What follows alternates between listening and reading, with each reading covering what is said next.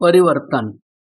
भारत के परिवर्तन और परिवर्तन क्रांति का सत्य। 20वां भाग। हिंदी की स्वीकार्यता की क्रांति। जैसा कि हम पूर्व में कह आए हैं कि जो आक्रांता आए उन्होंने यहाँ लंबे समय तक राज करने की नीति बनाई। इसी के तहत उन्होंने हमारी मूल भाषा को समाप्त किया। संस्कृत का प्रचलन खत्म हुआ या केवल पढ़े लिखों तक और धार्मिक कार्यों तक ही सीमित रहा। स्थानीय बोलियां बढ़ी पर सरकारी कामकाज की भाषा फारसी हो गई। आहिस्ता आहिस्ता उर्दू और फारसी ही पढ़ी और पढ़ाई जाने लगी। अंग्रेजों ने भी इसी नीति का पालन किया और अंग्रेजी को उच्चतम स्थान दिया। उनका ऐसा करने के पीछे प्रमुखतया दो कारण थे। पहला, खुद की सुविधा, क्योंकि उनका खुद का सारा काम जिस भाषा में होता था उसको सरकारी भाषा बनाना उनके लिए सहज था।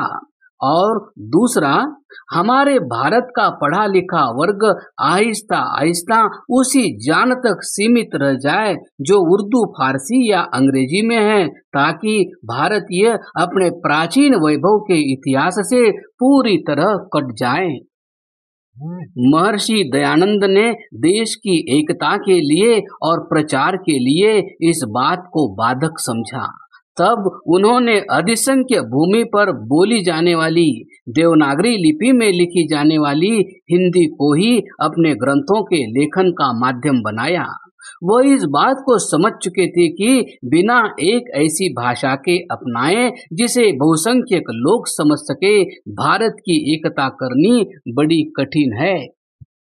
यह उनका तप नहीं तो क्या था कि जिनकी मातृभाषा गुजराती हो और सारा अध्ययन संस्कृत में ही किया हो, जीवन के 49 साल तक केवल संस्कृत ही पढ़ी हो, संस्कृत ही बोली हो, कितना कठिन होगा नई भाषा में अपने भाषण व लेखन करना।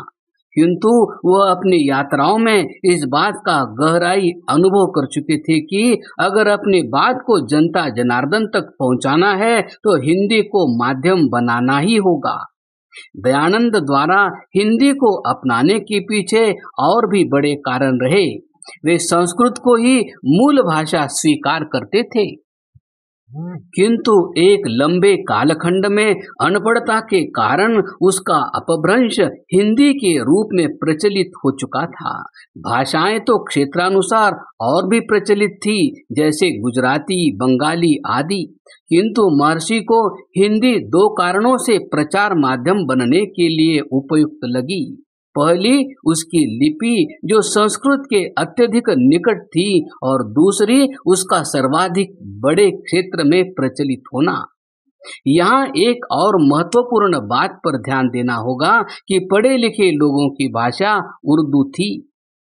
उत्तर भारत में, विशेषकर पंजाब में और बंगाल में अंग्रेजी ज्यादा प्रचलित थी बंगाली के साथ। दयानंद ने केवल अपनी बात को लोगों तक तो पहुंचाने मात्र के विषय में सोचा होता तो संभवतया वे उर्दू भी चयन कर सकते थे, पर वे जानते थे कि वेद के निकट हिंदी के माध्यम से लाना तो आसान है। उर्दू और अंग्रेजी के उपयोग से तो जनता वेद से और बहुत दूर चली जाएगी और उनका मूल उद्देश्य अधूरा रह जाएगा। कालांतर में यही भाषा क्रांतिकारी आंदोलन का मुख्य केंद्र बनी। समस्त आर्यों को इसके लिखने और बोलने का आदेश दिया गया। उन्होंने अपने कालजयी ग्रंथ सत्यार्थ प्रकाश की रचना, जिसने देश की राष्ट्रीय, धार्मिक व सांस्कृतिक जागरण में सबसे अधिक भूमिका निभाई, को हिंदी में लिखा। पर लोकोपकार और उद्देश्यों की पूर्णता को आगे रखते हुए उन्होंने सत्यार्थ प्रकाश और उसके बाद लिखे सभी ग्रंथ हिंदी में ही लिखे। आर्य समाज की आरंभिक पत्र पत्रिकाएं आर्य दर्पण, आर्य भूषण, भारत सुदशा प्रवर्तक, आर्य समाचार, वेद प्रकाश, आर्य पत्र, आर्य विनय, आर्य सिद्धांत, आर्य भगिनी आदि अनेक पत्र 20वीं शताब्दी शुरू होने से पहले ही आरंभ हो चुके थे। मुंशी प्रेमचंद, कहानीकार सुदर्शन, आचार्य रामदेव, बनारसी दास चतुर्वेदी, इंद्र विद्या वाचस्पति, सुमित्रा नंदन पंत, मैथिली शरण गुप्त, पद्म सिंह शर्मा, विष्णु प्रभाकर, हरिवंश राय बच्चन, स्वामी श्रद्धानंद आदि ने भारत में और भवानी दयाल सन्यासी, मंगलानंद पुरी, भाई परमानंद, गंगा प्रसाद उपाध्याय, चिरंजीव भारद्वाज, मेहता जेमिनी, पंडित चमुपति आदि ने विदेशों में हिंदी को प्रतिष्ठित करने का गुरुतर कार्य किया। अनेक समाचार पत्र जो हिंदी में प्रकाशित होना आरंभ हुए, वीर प्रताप, केसरी, अर्जुन, युगांतर आदि भी महर्षि दयानंद के शिष्यों ने ही आरंभ किए थे, जिनसे हिंदी के प्रचार प्रसार में महत्वपूर्ण योगदान मिला। आर्य समाज की समस्त शिक्षण संस्थाओं में हिंदी अनिवार्य कर दी गई। हिंदी के माध्यम से विज्ञान, गणित आदि भी पढ़ाए जाने लगे। यह अपने आप में बड़ी बात थी। जबकि हिंदी को लोग अनपढ़ों की भाषा समझते हो, तब विज्ञान आदि इसी के माध्यम से पढ़ाना क्रांति नहीं तो क्या थी। आपने देखा, आज हिंदी का जो स्थान है वह उसी सोच और तप का ही परिणाम है। एक और हमारी भाषाओं को अनेक आक्रांताओं ने मिटाने का गहरा षड्यंत्र किया।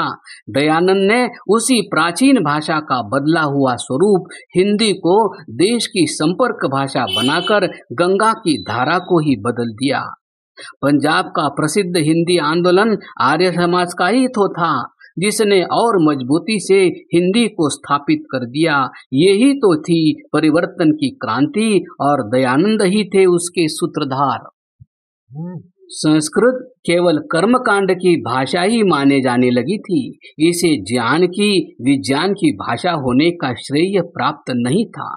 वेद के गलत अर्थों के कारण इसे अंग्रेज मूर्खों की भाषा कह देने में चूकते नहीं थे। आधुनिक काल में अकेले ऋषि दयानंद ने ही सिद्ध किया कि संस्कृत ही विश्व की मूल भाषा है। यही वेद की भाषा है, जिसके कारण वे ही ज्ञान और विज्ञान की भाषा है। इसके कारण विश्व भर में इसको जानने की इच्छाएं बढ़ी। इसको पढ़ने पढ़ाने का अंग्रेजी जगत में भी प्रचलन बढ़ा और विश्व की बड़ी बड़ी यूनिवर्सिटीज इसके अलग विभाग खोल रही है। ये परिवर्तन क्रांति नहीं तो और क्या है। जर्मनी के 14 शीर्ष विश्वविद्यालयों में संस्कृत विभाग है।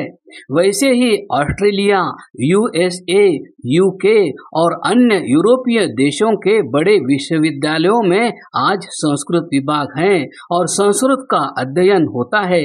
इन विश्वविद्यालयों के पुस्तकालयों में 1 लाख के लगभग संस्कृत पांडुलिपियां सुरक्षित भी रखी गई है। कभी जिस हिंदी संस्कृत को उर्दू, फारसी और अंग्रेजी के पहाड़ के नीचे दबाकर विनष्ट करने का षड्यंत्र किया गया था, आज सारी दुनिया उनको सीख कर आगे बढ़ने की ओर चल रही है। यह परिवर्तन क्रांति नहीं तो और क्या है।